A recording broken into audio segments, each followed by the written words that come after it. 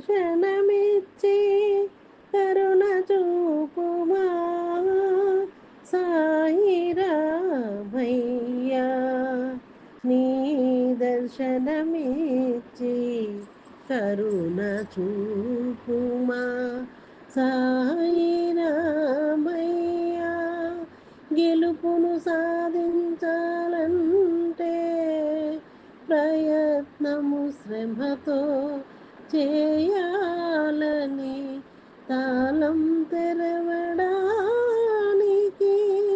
తాళం చెవి ఎంత ముఖ్యమో గెలుపుకు శ్రమ పట్టుదల ప్రయత్నం సాధన అంతే ముఖ్యమని ఎంత కష్టపడినా ఇంకా కష్టపడము నేర్చుకోమని చెప్పిన గురుదేవా నీ